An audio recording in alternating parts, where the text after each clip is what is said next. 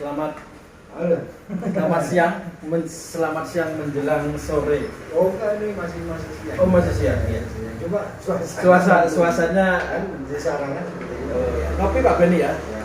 Pemirsa, kita sudah lama nggak bertemu dengan Pak Beni, hampir 3 minggu sebenarnya. Ya 1 bulan lah. 1 bulan kita nggak ketemu. Kalau kita ketemu Pak Beni ini yang dibilang pasti politik Pak. Ya. Identik dengan politik. Politik itu memang kalau dibahas itu memang sangat menarik Pak Beni. Di Magetan ini kan sebentar lagi mau ada, bukan di Magetan sendiri, di seluruh Indonesia pilihan bupati sama gubernur, wali kota dan semuanya. Kalau kita bicara politik, kita di flashback ke belakang di zaman sebelum reformasi adalah zaman Orde Baru, zaman Pak Harto. Zaman Pak Harto ini adalah kepala daerah dipimpin lah, dipilih oleh langsung wakil rakyat kita yang di DPR. Setelah reformasi 98 barulah ada undang-undang bahwa pilihan rakyat, pilihan presiden, pilihan DPR, pilihan wakil bupati dipilih langsung oleh rakyat. Ini akan merubah paradigma Pak Beni ya. Ketika jenengan mungkin masa Orde Lama juga ikut, masa Orde Lama saya juga ngikut Orde Lama, luar biasa. Gimana perbedaan Orde Lama dengan era reformasi? Ini prolog dulu Pak Beni ya. Ketika kita ngomong nanti pasti Indonesia kemarin. Ketika kita ngomong politik, tidak lepas dari Orde Baru, Orde Lama, zaman reformasi. Teman-teman kita ini yang bagaimana mendapatkan pemimpin yang kita harapkan sesuai dengan pilihan rakyat, pilihan kita rakyat. Tapi waktu di zamannya Orde Lama, kita kan masrahkan ke DPR. Dan yang dipilih siapa kita kadang-kadang nggak kenal. Tapi ketika kita sudah di zaman reformasi, sudah hampir berapa tahun Pak Beni reformasi ini?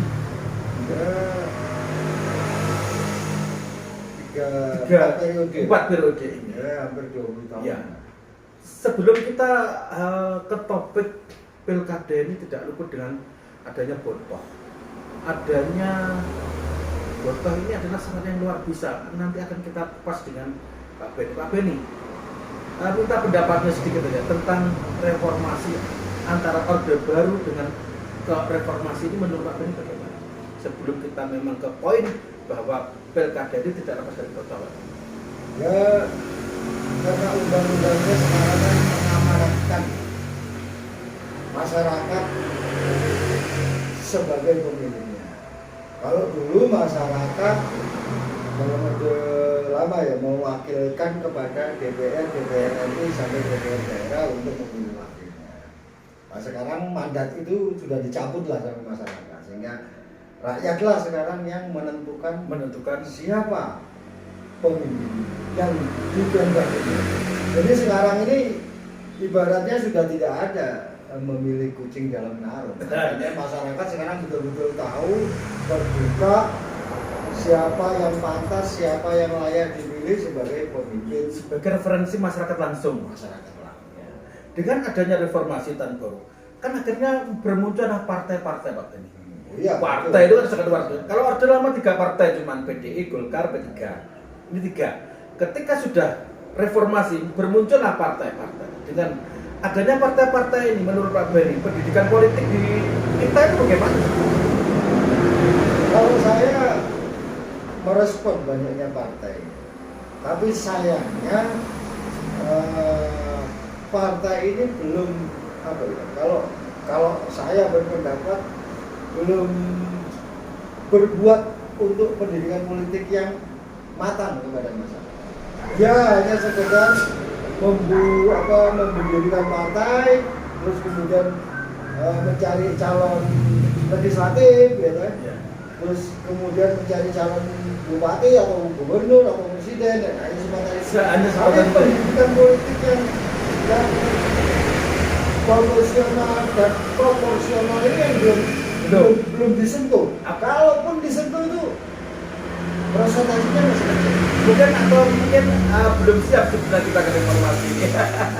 Ya, apa ya, kalau dibilang belum siap sih enggak juga ya, kita siap, cuma perilaku daripada pelaku politiknya gitu. Pemerintahan ini yang Ya. kurang siap kalau saya. Kita akhirnya mengerucut ke Kabupaten Magetan. Saya Pak Benny ini hidup di Kabupaten Magetan. Magetan ini kan sangat unik, sangat menarik. Kalau kita ngomong ketertinggalan, Magetan sangat tertinggal dari segi secara umum Pak Benny. Pak Benny ini sudah malang melintang mengikuti pilkada Kabupaten Magetan. Setelah nanti orde baru, orde lama, orde baru, sekarang zaman reformasi, dan sekarang akan semualah menentukan calon bupati untuk Kabupaten Magetan. Pak Benny, Magetan ini piye Pak Benny sebenarnya? Saya tuh mau tanya apa sebenarnya Pak Benny? Kemarin itu sudah ngobrol banget.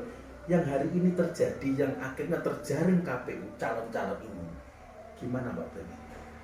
Bupatinya, terus nanti yang di belakangnya tim pemenangnya juga ada tanda kutip di belakangnya masih ada botol.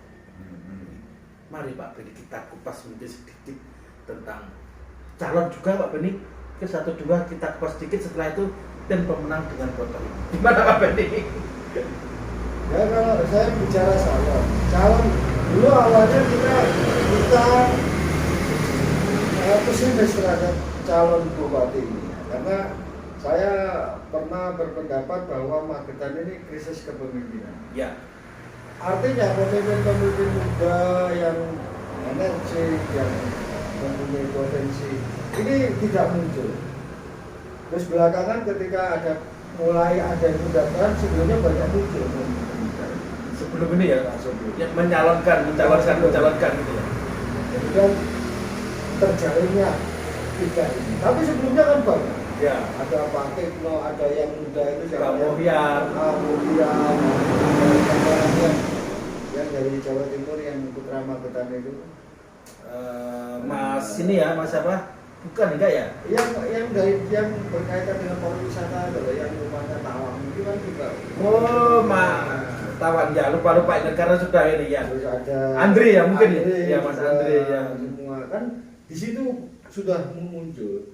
Tapi mereka belum terakomodir oleh Partai. Ya, sayangnya di situ. Partai masih berkiblat pada ya yang lama-lama ya. Jadi yang lama-lama, yang sudah dikenal ya. Saya katakan bahwa yang lama itu kan seperti Bunda ya incumbent. Dia masih berkutat pada situ. Gunadi juga incumbent. Kalau Gunadi incumbent ya segala demokrasi ya. Orang demokrasi apa birokrasi. Bukan birokrasi ya. Birokrasi. Kemudian Pak Jatno ya bagus lah. Artinya penilaian saya tentang krisis kepemimpinan sudah terjawab dengan adanya 3 pasang calon. Berarti Magetan ini masih krisis pemimpin? Ya kalau saya melihatnya ya apa ya masih belum reformasi lah terhadap pemimpin baru kita. Ya masih yang lama-lama. Masih lama. Ya 50% lah lumayan lah daripada Pak Janda lah mungkin ya, yang agak sedikit muda ya Pak Janda lah ya. Nanti Pak Heru nanti Pak Janda ini kan sedikit agak sebutnya kelihatan agak ini ya. Kedua ya Pak Heru nanti kan masih muda juga ya. Nah yang masuk kategori ya pemimpin tua ya umurnya muda sama Pak Heru itu kan tua. Dulu Pak Yani juga kan mencalonkan nggak jadi sekarang mencalonkan. Tapi kan sudah wajah lama berarti ini. Wajah lama kita masih bermain pada wajah orang lama. Jadi belum berani partai itu menampilkan sosok muda yang betul-betul memimpin di kabupaten. Berarti ketika kita tidak mau mewakili masyarakat yang muda, sing dikarepe rakyat kaya apa? Partai ini berarti belum mengakomodir semua keinginan rakyat, Pak? Iya, otomatis kan saya katakan tadi pendidikan politiknya kan belum 100% dilakukan oleh ya. Kalau bagaimana ya masih berputar pada masa lalu aja. Orangnya ya itu aja. Ya itu aja. Tidak mau melakukan pendidikan politik yang frontal mengusung anak muda ya mengusung mahasiswa yang punya potensi, yang dianggap punya potensi sebagai pemimpin kan gitu. Gini loh Pak Benny, kita di politik tuh modalnya lebih besar. Ya, Ketika ngomong kita anak muda, saya dan Pak Benny taruhlah, kalau kita tidak ikut partai, kita tidak punya modal, apa bisa kita di politik Pak Benny? Kan nggak bisa. inilah yang kita prihatinkan, kondisi perpolitikan di daerah maupun di pusat ya masih pada Seputar kapitalis. Masih pada kapitalis. Orientasinya pada Orientasinya pada bahwa siapa yang Punya kaya, uang. siapa yang kaya, inilah yang jadi pemimpin. Ketika yang kaya menjadi pemimpin Pak Benny, prediksi masa depan dengan adanya money politik nanti bagaimana, dengan adanya botol ini bagaimana. Saya sedikit kok ada seluruh Pak Benny, sebenarnya botol itu apa sih Pak Benny? Karena menurut Pak Benny, apa sih sebenarnya kok dia bisa menggoncang ketika ini botoh ini pasti inilah, ini apa sih perannya ini apa sih? ya botol itu sebenarnya kalau menurut kacamata saya aja lah, itu sebuah gerakan seseorang, bisa individu, bisa mungkin juga lembaga, tapi yang banyak lebih kepada perseorangan. Jadi person, kepentingan person ya. Kepentingan person. Jadi botol ini katakanlah kalau bahasa intelektualnya itu sponsor yang mensponsori calon atau pasangan calon untuk dimenangkan oleh dia. Berarti Yongyem ini sebenarnya juga bisa membotoi dong. Oh bisa, kalau kita punya duit bisa. Kita pemirsa kita di Yongyem Cafe. Tapi jangan lupa bahwa botoh yang pada kacamata umum sekarang ini, botoh itu lebih mementingkan kepada kepentingan personnya itu sendiri.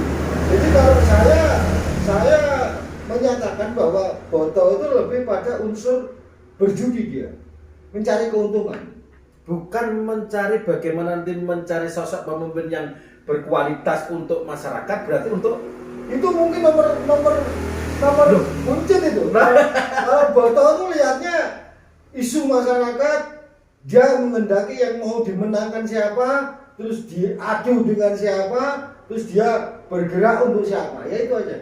Sehingga dia akan memenangkan seseorang yang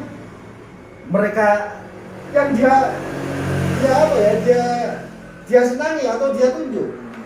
Jadi botol itu lepas dari visi-misi, mau misimu begini kayak begini, dia tidak terlepas dari itu, melihat visi-misi, dia lebih melihat pada kepentingan individu, kepentingan materialistisnya, supaya saya mendukung A, supaya A menang bagaimana dan uang saya bisa bertambah. Jadi kan gini, berarti modal dulu, mereka modal dulu. Kalau saya monitoring ke pergerakan bodoh, misalnya saya ini bodoh, sampean calon, saya titip uang pada sampean, Iya. tapi kalau sampean jadi, uang saya ditambahin, dan sampean setuju umpamanya, sampean itu bisa calon, bisa tim, bisa tim. Ya kan? Bisa tim dari calon itu sendiri, bisa tim. Iya, sehingga saya kan bergerak. Berarti botoh ini, kalau kita bicara botoh ini keempat paslon lah. Berarti botoh ini kenal semua sama mereka ini. Ya otomatis lah. Otomatis kenal semua. Botoh itu dari berbagai luar kota, dia sudah membidik, dia mencari informasi siapa yang mau dimenangkan, siapa yang punya potensi menang, dia masuk ke situ. Dia gambling pakai duit. Harapannya duitnya biar bertambah. Kalau dia mencloknya ke sampean, lah Saya dan menang. ya dia berjuang untuk sampean menang. Iya. Karena kalau sampean nggak menang, uang saya kan hilang. Akan hilang. Kan gitu. Sehingga saya bergerak ke masyarakat, mempengaruhi masyarakat, memprovokasi masyarakat supaya memilih sampean. Berarti botoh ini termasuk tim sukses atau bukan? Bukan. Dia bagian sebuah permainan dari dari kepentingan pemilihan. Jadi pemain ya. Makanya kalau maknanya kalau kita lebih sempitkan, dia, kalau saya menyatakan dia lebih condong kita sebut menjudi. oriented botoh ini kan akhirnya ke pejudi Pak Beni. Ya, penjudi. Nah, ini yang bertanggung jawab siapa ini sebenarnya? Ya enggak ada. Sebenarnya ini kan menjadi tugas pemerintah melalui APH atau penegak hukum atau Panwas yang melakukan pengawasan terhadap gerakan botoh. Sebenarnya gerakan botoh itu kan bisa mudah lah dilihat ya. Jadi pasangan calon mana yang punya botoh itu sebenarnya gampang. Tinggal aparatnya mau nggak menangkap mereka. Tapi kan harus ada ketika kita ngomong Banwas, ketika kita ngomong aparat keamanan, itu kan pasti ada karena saya lah menjadi botoh. Saya menjadi botoh itu kan pasti ada nih bukti dan apanya itu membuktikan dari mana? Aparat menangkap kan harus Ada bukti kan ya. Nah, intinya kalau aparat itu mau, baik Panwas maupun kepolisian atau apalah namanya atau tim penegak hukum dalam mengamankan kira, ya ikuti gerakan botoh ini. Ada juga kok di kepala desa waktu di satu tempat begitu dia bermain, ya katakanlah berjudi, bisa ditangkap dengan Ini terjadi di mana tanahnya atau memang itu di daerah-daerah lain itu banyak semua di setiap pemilihan botoh selalu hadir. Botoh itu bukan orang Magetan aja, orang mana-mana, ada dari Tulungagung, ada dari Kediri, ada dari Tuban. Mereka kayaknya punya saling mengenal, punya komunitas untuk komunitas suatu daerah bahwa nanti yang bisa menang itu mungkin Magetan itu sudah berarti kalau kayak begini Magetan yang menang yang siapa sudah ketahuan dong sebenarnya. Kalau toh ini botohnya semua kompak. Ya iya. Makanya kan ada indikatornya seperti ini. Kalau di calon A itu banyak botohnya, pasti menang. Itu peluangnya kemenangannya itu sangat besar. Kita sering mencatat botoh di A, botohnya akeh sing nganggo niku. Wah, hasil akhirnya dia selalu menang. Karena mereka juga selain daripada pergerakan mereka sendiri, botoh ini juga bergerak mencarikan suara untuk calon yang didukungnya. Itu pasti bang dia ini karena dia taruh duit di situ. Berarti ketika kita sudah ngomong botoh Pak Beni sedikit lah apa tuh botoh tadi kerjanya begini loh. Sebenarnya kalau pendidikan politik kita dari partai-partai dari kalau dari pemerintah ke Bangpol lah, kalau dari partai, ketika ada botoh banyak, tapi masyarakat itu sebenarnya melek politik, kita sosialisasikan bahwa botoh ini tidak mewakili inspirasi apa yang kita mau. Aspirasi. Iya, itu kan sebenarnya bisa Pak. Bisa. Nah disinilah butuh pendidikan politik terhadap ya kan? Masyarakat harus berani menolak uang dari botoh. Nah, jadi masyarakat harus berani menolak, kan ada, saya sudah baca di Facebook. Ya di Facebook banyak. Ambil uangnya dari orang. Nah, itu barangkali yang dimaksud uangnya botoh itu. Mungkin ya. Jadi gini loh, masyarakatnya memang harus melekkan politik ya. Dia harus memilih sesuai hati nuraninya. Sesuai kemampuan dia menilai seseorang. Ya. Orang kemampuan menilai kan relatif ya. Ada yang dilihat dari kemampuan dari mudanya, ada dilihat dari wah enak tua ya, karena tua berpengalaman. Ya, juga begitu. Ada yang dilihat dari apanya ya, dari gesturnya. Orangnya gagah ganteng. Nah, jadi ini nurani. Sebenarnya tugas siapa ini sebenarnya biar masyarakat tidak ketipu sama botoh sama money politik? Ini tugas siapa? Ya, kalau kita bicara partai. Partai ya. Kedua kalau kita bicara pemerintah ya Bangpol memberikan pendidikan politik bahwa apabila ada provokasi dari botoh, dari orang-orang yang tidak dikenal, yang mempengaruhi ya masyarakat harus berani menolak. Ya. Mungkin masyarakat itu sudah jenuhnya begini Pak Beni. Masyarakat Magetan itu kan 60% sampai 70% kan daerah pinggiran tuh petani Pak. Saya petani, Pak Beni juga petani. Ya senambil lah kayak gini. Ada mungkin kecenderungan bosennya saya, bosennya masyarakat itu ketika kayak begitu banyak rentetan Pak. Jadi janji saya kalau jadi begini, kalau saya jadi begini, dan itu pun tidak ada terrealisasi. Mungkin kan jenuhnya begitu. Menurut Pak Benny, sebenarnya calon ini yang harus diperbuat ke masyarakat biar nanti itu masyarakat melek politik tidak menerima duit botol dari botol ini, apa yang akan dilakukan oleh paslonnya sendiri sebenarnya? Harus ada inovatif dong Pak Benny. Menurut Pak Benny bagaimana ini? Ya kalau memang kita repot sih. Ya kan repot kan sebenarnya. Calon sendiri kan harus memberi kepastian kepada masyarakat kan betul. Kalau saya berharap calon itu ketika menyampaikan visi-misi, kita menyampaikan janji, ya dilaksanakanlah, ditepati sesuai yang digambarkan. Ya kita berharap karena masyarakat juga udah jenuh. Ya. Sudah janji doang.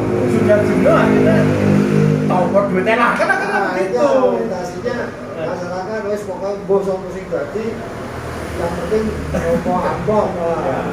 Oh, ini sebenarnya pendidikan politik yang keliru sebenarnya. Iya. Tapi bagaimana masyarakat tradisional kita masih bersikap seperti itu. Jadi ya mudah-mudahan di beberapa tahun ke depan apa ya seperti money politik seperti ini ya sedikit demi sedikit hilang lah. Mau nggak mau Pak Benny pendidikan politik. Ketika kita tidak mau dipermainkan dengan foto, bahwa kita juga harus memberi pembelajaran politik kepada masyarakat. Jadi masyarakat, iki kok tak tahu duit 50.000 umpamane, aku yang ini ae. Tapi efek 5 tahun begini-begini saja. Tapi yang memberikan contoh harapan untuk tidak menerima duitnya tapi terima tuangnya, tapi kinerjanya tolong nanti di Pak Benny diem-diem taruhlah menang salah satu, Pak Benny jago si A atau si B.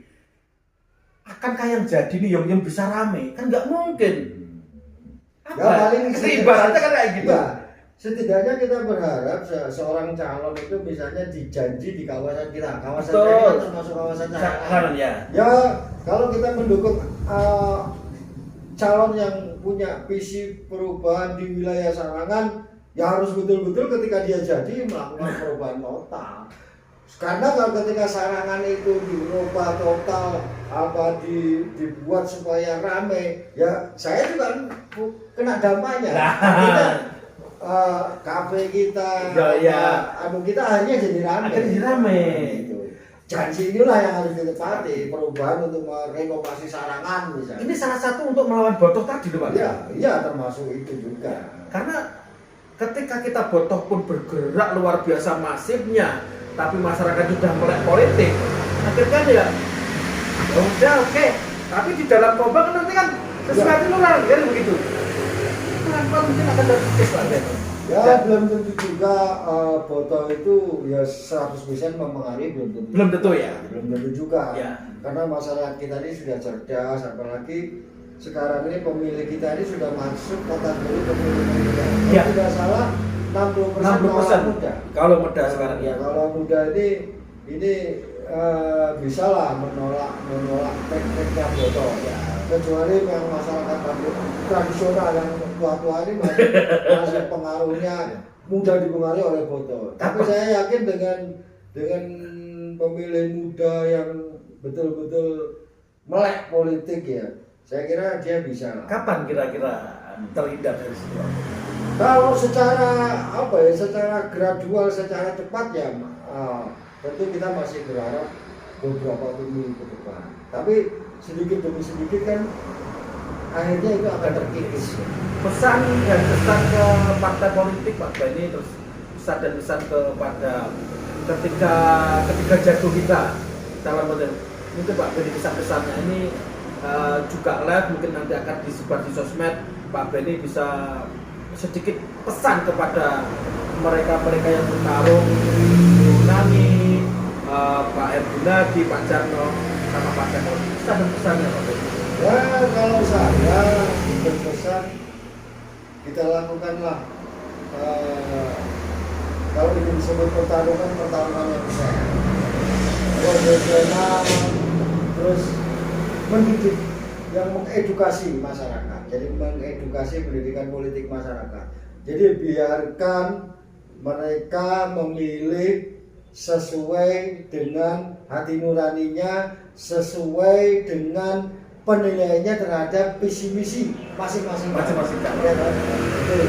Nah, saya juga berharap para paslon ini menghindari lah bermain di tingkat botoh, karena botoh ini itu saya anggap bisa merusak demokrasi Ya. karena botoh ini hanya untuk kepentingan pribadi, hanya keuntungan person botoh itu sendiri untuk meningkatkan dompetnya sendiri. Dia tidak peduli terhadap aspirasi atau kemajuan sebuah pemerintahan daerah. Yang penting dia dapat duit. Makanya saya berharap hindarilah permainan botoh ini. Saya kira begitu. Gitu Pak.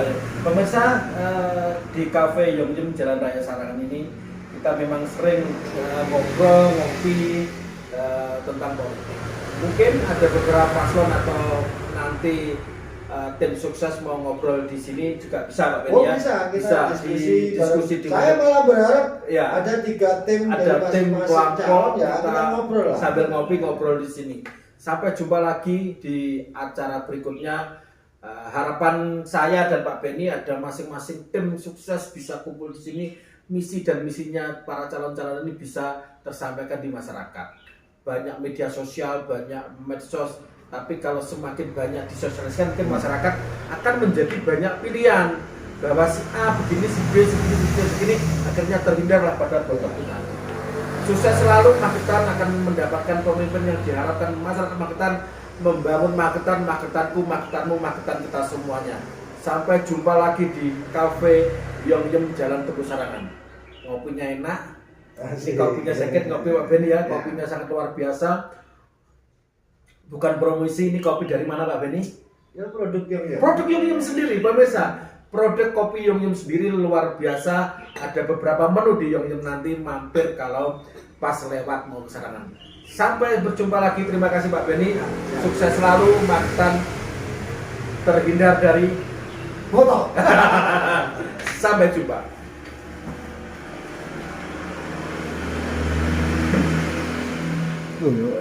Oke, kurang menit ini. Setengah jam ya? Yum, gue tuh mati. Hah? Setengah jam ya?